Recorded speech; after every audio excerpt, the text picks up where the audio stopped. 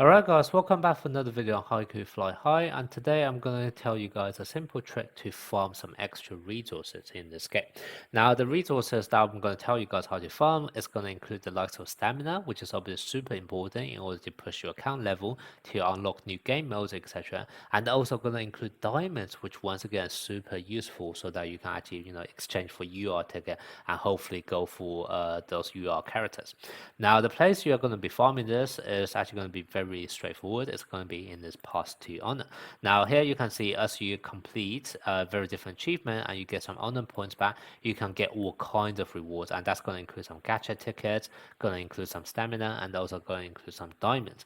Now granted, this is not infinite, right? It will eventually end and it will be capped to whatever is the total number of players that you have, but a lot of people don't even realize this, and this is can be actually found very easy, but a lot of people may be neglecting them, especially if it's a player or character that you are never planning to be playing, and therefore you just end up never fulfilling their achievement. But with the trick I'm going to show you guys today, it's going to be super easy for you guys to actually farm them all and to get all of those extra resources. Okay, now if we just take a look at some of the characters just to have a feel of the achievement, normally I think the achievement can fall under four categories, I guess. One category are the ones simply by obtaining the character or obtaining certain number of character, you can fulfill them straight away. All right, so those are easy, you don't need to farm them. Then the second ones are the likes where you actually need to do some player development. So for example, you actually need to promote the character or raise them to a certain level in order to actually fulfill those achievements. Now, if you're never gonna plan to play those characters, then I'll probably say don't bother, because whatever resources you put in, it's probably not gonna justify the resources you're able to get back unless unless you are like really desperately needing some like extra diamonds, and just so happen with those few extra points you can get those extra diamonds.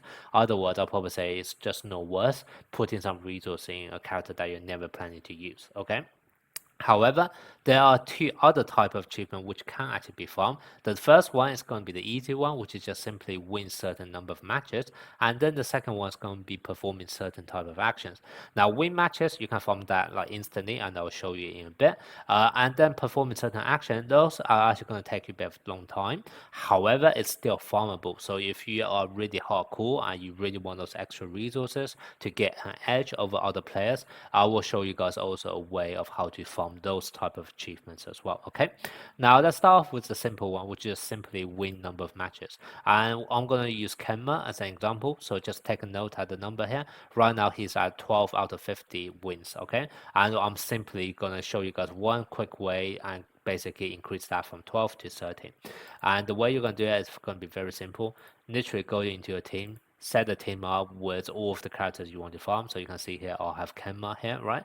And then what we're going to do is simply go into the challenge, go into the practice match. Now take a look at the rating to make sure it's actually using the team, which is the one that you're trying to farm. If it's not the case, basically switch to this team, start the match, quit the match, and then you should actually save the team as the one that you want to farm.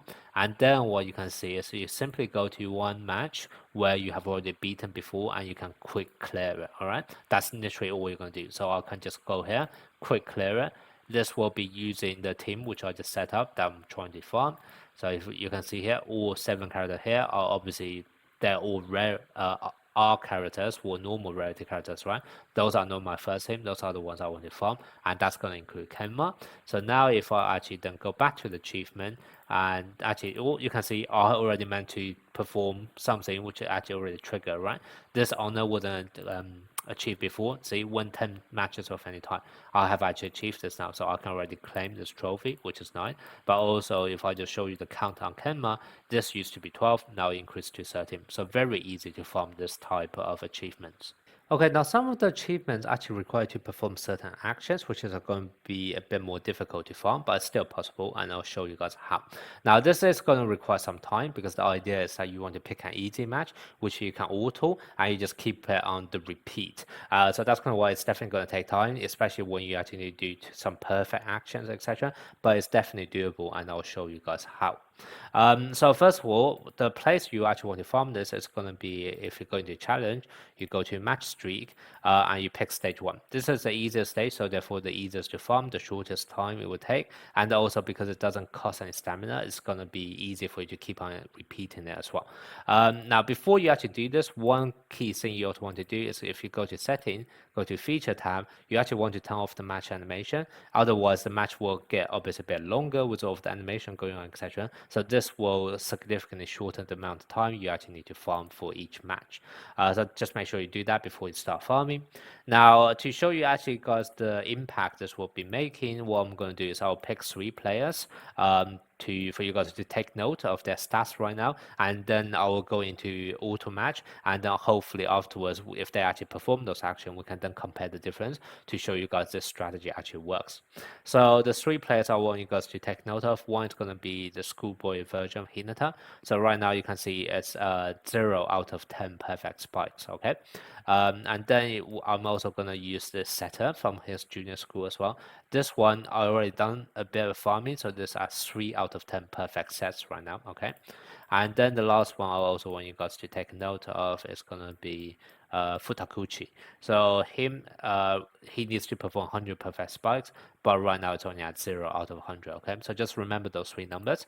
It's also quite important to remember this because they are not guaranteed to perform those actions in all of the matches, right? Especially when you actually require to do like a perfect set or perfect spike. So it's not always going to work for everyone, but it should work for at least a couple of your characters. So now basically what you want to do is if you actually go into the stage, you edit team. The way I normally want to do it is I actually want to bring one person who's actually high level just to boost up your team rating, because if your team rating is actually too low, you would automatically lose against the opponent no matter how hard you try. So that's kind of why I always try to boost up my overall team rating by actually playing someone with a high rating by himself. But the way I'm actually going to do it is that I am going to set it in the sub setting and actually switch out in the liberal setting. So even though he's actually going to be very high rating in order to boost out my entire team rating, he will actually be switched out by liberal, which actually allow me to not farm him, and instead all of the farming opportunity goes to the other 6 characters that I actually want to play. So that's basically the way I normally do it. So save this lineup, and now I will enter the match.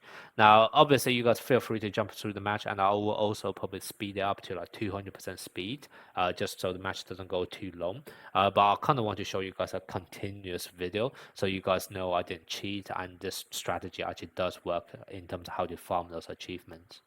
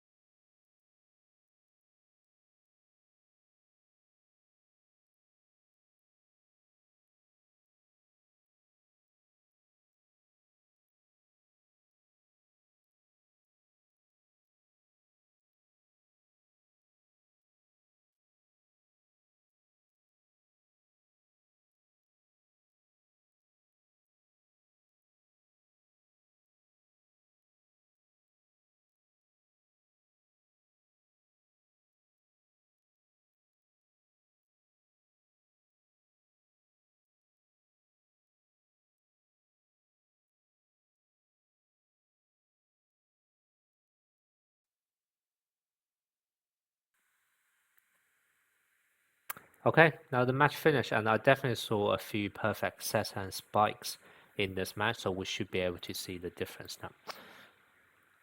So remember the number, Futakuchi was at 0, Hinata was 0, the setter was at 3 out of 10 perfect sets. So now if we go back to the Path of Honors and just take a look at those characters again, starting off with the setter, he used to be at 3, now he's at 7, so that's actually quite nice. In that one match, he done 4 actions. Hinata used to be at 0, now it's at 2 out of 10, okay, so once again, you can see the difference. And then lastly, Futakuchi, okay, Futakuchi, oh yeah, he also increased by 1. So once again, you can see there is going to be a tiny bit of farming for all of those characters if they actually performed. It's not going to be consistent, so you won't always see like a massive jump, but at least you are able to work towards those achievements, and that is potentially how can you actually farm it.